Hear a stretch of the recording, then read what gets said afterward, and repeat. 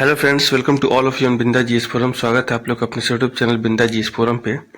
तो फ्रेंड्स, जितना message, comment और मेल, ठीक है, मेरे पे अब मेल भी लोग कर रहे हैं, ठीक है, और कमेंट तो ठीक है। व्हाट्सअप, प्लीज़ व्हाट्सअप ना करें, कमेंट मैं देखता हूँ।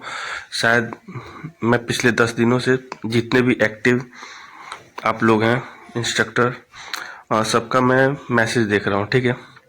आज मैं आप लोगों के लिए ही ये इतना सारा मेहनत किया, और जो आज मैं आपको देने वाला हूँ, मैं बिना तथ्य की बात नहीं करता। तो प्रूफ के साथ मैं आता हूँ। और कुछ होते हैं, 100 में तो 1-2 लोग होते हैं जो आपको डिमोटिवेट और डाइवर्ट करेंगे। वो डाइवर्जन क्रिएटर ही होते हैं, ठीक है। तो उनकी बातों पे ध्यान नहीं देना है। आज का जो जो मुद्दा है, मैं कट ऑफ को लेके नहीं, लेकिन कट ऑफ से बहुत बड़ा एक आगे का अ, रास्ता जो क्लियर होना चाहिए, वो रिजल्ट को लेके है। तो उससे रिलेटेड मैं बात करूंगा कि रिजल्ट लगभग लगभग कब तक आ जाएगा और क्यों लोग उसमें रोड़ा बन रहे हैं, ठीक है।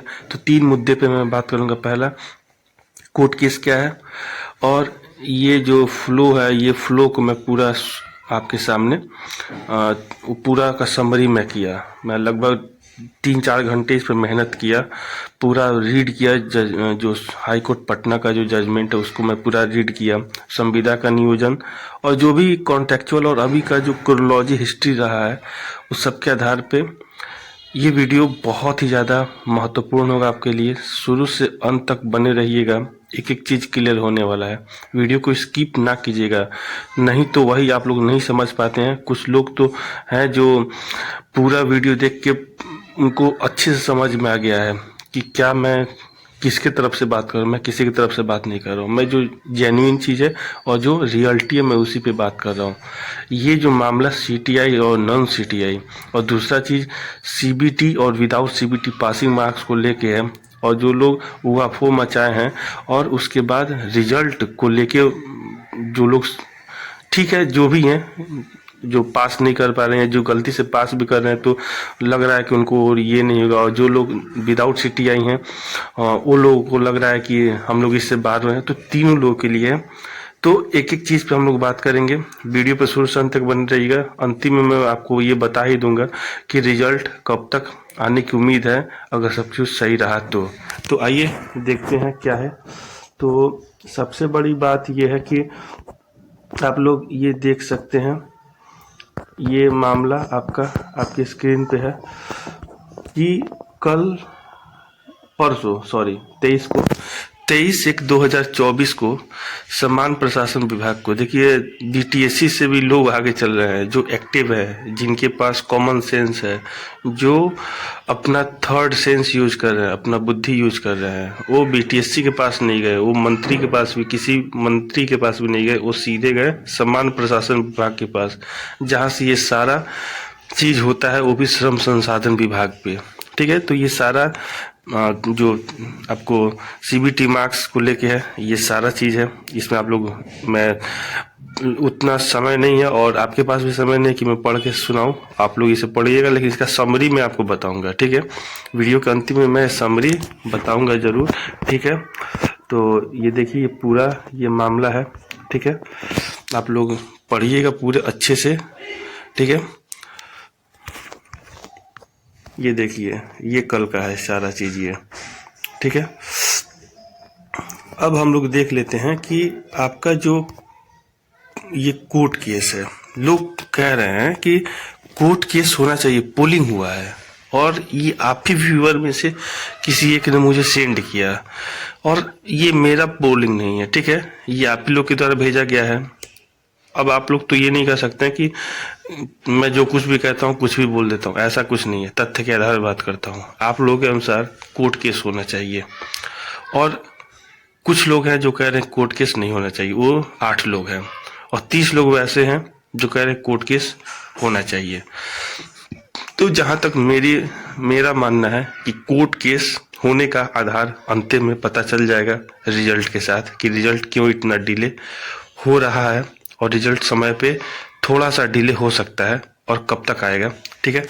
तो सबसे पहले हम लोग बात कर लेते हैं कि ये आपका एग्जाम, तो एग्जाम यूपीपीसीएस एक बहुत यूपी ट्रिपल एससी के द्वारा जो आईटीआई इंस्ट्रक्टर वहाँ पे है, जो डीजीटी के अकॉर्डिंग वहाँ पे जो सीटीआई कैंडिडेट है उन्हीं को मान्यता दिया गया था कि वही लोग भर सकते हैं, विदाउट सीटीआई नहीं। लेकिन ऐसा दिल्ली में नहीं है, बिहार में नहीं है, और एक दो तीन और स्टेट हैं वहाँ पे नहीं है, ठीक है, जहाँ पे कंपल्सरी नहीं है। तो उसके आधार पर अगर देखा जाए, अगर ये एग्जाम की तरफ यूपी के डाइवर्ट हो जा रहे हैं, अगर ये लोग ज्वाइन नहीं कर रहे हैं, तो बहुत ज़्यादा गिरावट आपके कट ऑफ में देखने को मिल सकता है, ठीक है, और कहीं मिनिमम मार्क्स ना हो जाए, ठीक है, क्योंकि यूपी के जो जितने आईटीआई इंस्ट्रक्टर कैंडिडेट हैं वो थोड़ा कट ऑफ को 4 से 5 नंबर एक्स्ट्रा बढ़ा रहे हैं, ठीक है, और स्टेट के उतना नहीं इफेक्ट ला रहे हैं जितने यूपी के कैंडिडेट हैं, ठीक है। अब हम लोग बात कर लेते हैं कोर्ट केस को लेके, ठीक है। तो आइए आपको हम कोर्ट केस दिखा देते हैं, ठीक है, क्या है वो मामला कोर्ट केस का। तो ये रहा आपका कोर्ट केस, एक सेकेंड, मैं कोर्ट केस आपको दिखा देता हूँ, ठीक है। कोर्ट केस लगभग 30 से 40 पेज का है, ठीक है। उसमें थोड़ा लंबा टाइम लगेगा, लेकिन जो कंक्लूजन से पहले चलिए मैं आपको कोर्ट केस दिखा ही देता हूँ कि कोर्ट केस आखिर है क्या, ठीक है। तो फ्रेंड्स, ये कोर्ट केस है आपका, ठीक है, जो 2013 वाला कोर्ट केस है। उसके आधार पर मैं पूरा क्रोनोलॉजी को आज आपके सामने रखने वाला हूँ। ये देखिए इतने सारे लोग पेटिशनर है, और जो मैं मेन पेज है उसको मैं आपको शो कर रहा हूँ, ठीक है, जो आपके लिए बहुत ही ज़्यादा बेनिफिशियल होगा, ठीक है। ये आप लोग देख सकते हैं। अब आते हैं हम लोग मेन पेज पे, जहाँ से ये मुद्दा शुरू होता है और ये झगड़े का जो फसाद स्टार्ट होता है, ठीक है। तो देखिए क्या है ये 2012 में कोर्ट केस हुआ। A large number of petitioners have approached the high court for questioning the entire selection process if any carried out pursuant of advertisement number 2/13 for recruitment on the post of instructor in various industrial training institutes in Bihar ITI. The advertisement in question in Annex 6, the REIT application, yet another relief is for a direction upon respondent club of all vacancies in to one instead of into 2 parts and appointment only craft training instructor certificate holders है in after refer to as CTI, जिसको CTI समझा जाए। और ये जो पूरा मामला NCVT को लेते हुए ये when the matter was heard early 26/7/2013 मतलब 26 जुलाई 2013 को यह सिंगल जज का जो हियरिंग था, उसके बाद इसको इस पे स्टे लगा दिया गया, ठीक है। तो ये है पूरा आपका मामला, ठीक है, और जो अभी तक ये कोर्ट केस चलते आ रहा है, ठीक है। तो बात ये नहीं है, बात ये है कि ये जो मामला है आपका, ये देखिए ये पूरे मामले का और संविदा का जो नियम है वो भी थोड़ा सा लंबा, लगभग 35-40 पेज का है। तो सारे जो जितने भी मामला है वो सबका अगर निचोड़ देखा गया तो ये इस स्लाइड से आप लोग समझ सकते हैं, ठीक है। कोर्ट केस और एप्लीकेशन समरी, तो कोर्ट केस आपको मैं दिखाई दिया, एप्लीकेशन समरी भी एप्लीकेशन जो था आपको समान प्रशासन विभाग श्रम संसाधन को लिखा गया है, उसके आधार पे सबसे पहला जो ये मामला निकल के आया 2006-07 में, ठीक है। कब आया? 2006-07 में।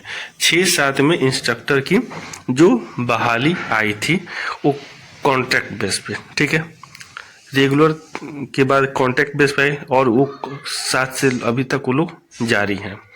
वो भी इस एग्ज़ाम को दिए हुए हैं, वो भी अपने हक के लिए लड़ रहे हैं, कहीं ना कहीं वो भी सही है। लेकिन इस कोर्ट केस और जो जजमेंट था, जो समान प्रशासन को लिखा गया है, उसमें ये भी लिखा गया है कि अगर नियमित बहाली होती है तो जितना वैकेंसी है उस वैकेंसी में अगर कम कैंडिडेट मिलते हैं तो कॉन्ट्रैक्ट वाले रेगुलर मतलब कि वो यथावत बने रहेंगे। लेकिन अगर पूरी सीट फुल हो जाती है तो ये आपका गेस्ट और कॉन्टैक्ट दोनों लोग बाहर हो जाएंगे। ठीक है, तो ये कॉन्टैक्ट का मामला है। उसके बाद 2010-11 में रेगुलर वैकेंसी आती है, 11 और 12 में उसका एग्जाम होता है, और 12 में ये स्टे लगता है, कोर्ट केस कर दिया जाता है। 13 से 13 तक उसको उस पे स्टे लगभग लग जाता है, हियरिंग होते होते 13 में लग जाता है। और ये आगे बढ़ रहा है। तो देखिए 2016-18 यहाँ पे मैं फॉर्म फिल किया बिहार एसएससी, और तभी मैं आईटीआई इंस्ट्रक्टर के बारे में, इससे पहले 1 साल पहले से मैं जानता था, 2015 में। ठीक है, 15 से मैं आईटीआई से जुड़ा हूँ और वहाँ पे मैं पढ़ा रहा हूँ। ठीक है, उसके बाद मैं और भी दूसरे जॉब में चला गया। ठीक है, अब मैं खुद बिहार गवर्नमेंट कॉन्ट्रैक्ट में ही हूँ। ठीक है, लेकिन आईटीआई में कॉन्ट्रैक्ट पे नहीं हूँ। आईटीआई जो गवर्नमेंट कॉलेज है वहाँ पे कॉन्ट्रैक्ट पे नहीं हूँ। ठीक है, 2016 में जो रेगुलर वैकेंसी आती है बिहार एसएससी के द्वारा जो लिया जाता है, उसका कोई सुनवाई नहीं हुआ। और उसको भी सीटीआई वाले, मैं खुल के बोलता हूँ, जो सीटीआई वाले हैं वो एक आधार बना के उस पर भी स्टे लगवा देते हैं, और वो पैसा जो गया वो कौन देगा, आप लोग खुद बताइएगा। फिर उसके बाद 2019 में सीटीआई कंपल्सरी का रेगुलेशन आता है, और 2018 में 17 में 2016 के बाद ये जब वैकेंसी को निरस्त किया जाता है, मतलब कि फॉर्म नहीं भराया गया, स्टे लग गया, उसका 2017 में गेस्ट का मामला स्टार्ट होता है वहीं से, और वहीं से ये लोग हावी हो जाते हैं। मैं फिर से एक बार कह रहा हूँ, गेस्ट वाले लोग, आप लोग किसी भी आधार से निराधार हैं, और आप लोग अगर कहीं दूसरे जगह से अगर काम किए होंगे, एक्सपीरियंस लगा, तो आपका वो राइट है। लेकिन आप ये कर रहे हैं तो ये 100% एक्सेप्टेबल नहीं है, और आप लोग इसको पेज फंसा रहे, दूसरे की, अपने कैरियर को नहीं, दूसरे कैरियर को बर्बाद कर रहे हैं। ठीक है, मैं खुल के बोल रहा हूँ यहाँ पे, उनके पैरों पे कुल्हाड़ी मार रहे हैं, अपने पैरों पे तो कुल्हाड़ी आप लोग मार ही चुके हैं। अगर ऐसा है तो बताइएगा, मैं जिस पे चैलेंज कर दूंगा। कहीं पे भी गेस्ट को कोई भी संस्था, चाहे वो प्राइवेट हो या गवर्नमेंट हो, चाहे पीएसयू हो, वो वहाँ पे उसको एक्सपीरियंस मान्यता नहीं देती है। तो आप लोग वहीं पे निराधार हो जाते हैं, और आप जो लड़ रहे हैं वो मतलब उसका कोई आधार नहीं है। तो 2019 में सीटीआई डीजीटी कंपल्सरी होता है। ठीक है, लेकिन उससे पहले तक तो कंपल्सरी नहीं था पूरे इंडिया में। ठीक है, वो केवल आईटीआई वालों के लिए था, बीटेक डिप्लोमा वालों के लिए कंपल्सरी नहीं था। तो वैसे ही ये निराधार हो जाता है।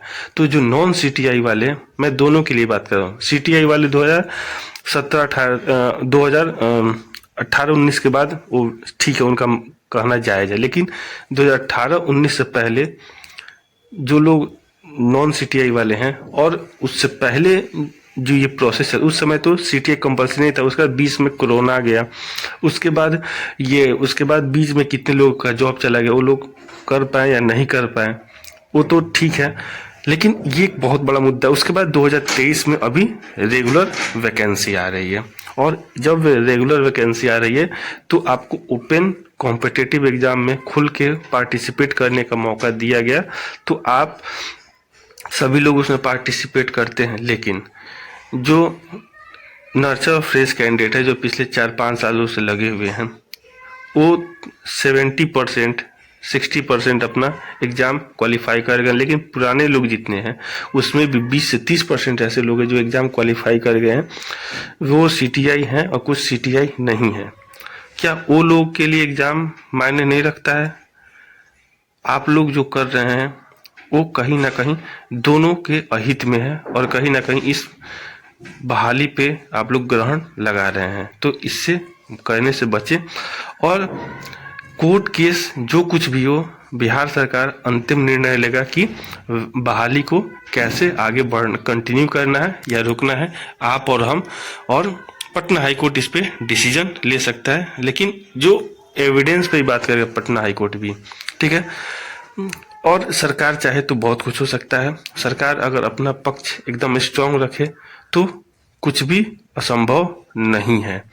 तो मैं यही कहूँगा कि जो भी कोर्ट केस हो रहा है और जो भी बाधाएं उत्पन्न हो रही हैं, वो लोग वैसे लोग हैं जो एग्जाम में कहीं ना कहीं एक तरीके से बाधा उत्पन्न कर रहे हैं। जो लोग सही से अपने एग्जाम को तवज्जो नहीं दिए। जो लोग तवज्जो दिए हैं, सीटीआई वाले बहुत लोग पास है, नॉन सीटीआई वाले की संख्या उससे भी ज़्यादा है, और अदर स्टेट वालों की संख्या उससे भी ज़्यादा है। लेकिन यूपी आईटीआई इंस्ट्रक्टर का जो एग्ज़ाम आ गया, अब वहाँ के स्टूडेंट तो इधर मूव नहीं करेंगे।